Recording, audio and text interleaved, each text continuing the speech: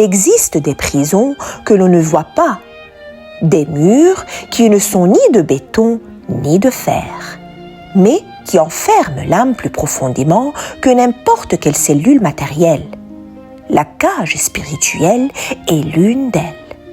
Elle se construit lentement, souvent sans bruit, à travers les peurs héritées, les conditionnements sociaux, les blessures émotionnelles et les croyances qui limitent la perception de soi.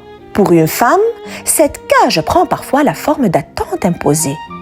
Être toujours conforme, toujours disponible, toujours silencieuse face à ce qui dérange. Elle peut aussi se manifester dans l'autosabotage, dans la culpabilité excessive ou dans la conviction qu'elle n'a pas le droit de choisir pleinement sa vie. Cette prison intérieure n'est pas une fatalité, mais elle devient réelle lorsqu'elle est acceptée comme vérité. Sortir de cette cage ne commence pas par une fuite extérieure, mais par une prise de conscience intérieure. La femme doit d'abord reconnaître les voies qui ne lui appartiennent pas, celles des peurs transmises, des normes imposées, des expériences qui ont blessé sa confiance. Nommer ces voies, c'est déjà commencer à les désamorcer. Ensuite vient le moment de la vérité personnelle.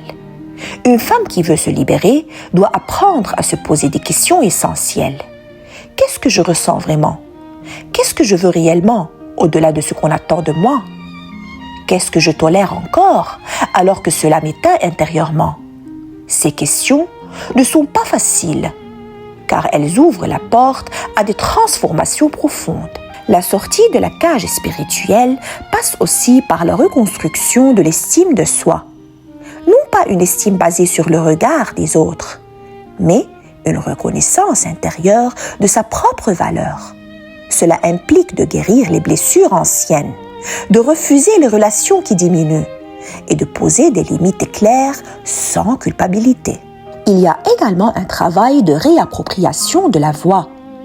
Une femme libérée spirituellement est une femme qui ose parler, dire non, exprimer ses besoins et défendre ses choix sans se justifier constamment.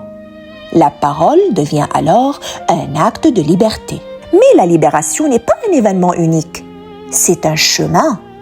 Il y aura des retours en arrière, des doutes, des peurs qui reviennent. Pourtant, chaque pas vers la conscience est une fissure dans les barreaux de la cage. Et chaque vérité assumée élargit l'espace intérieur. Sortir de sa cage spirituelle, ce n'est pas devenir quelqu'un d'autre. C'est redevenir soi-même, sans peur, sans masque, sans chaîne invisible. C'est se rappeler que la liberté n'est pas un luxe, mais une nature profonde que rien ni personne ne peut réellement supprimer. Seulement oublier temporairement.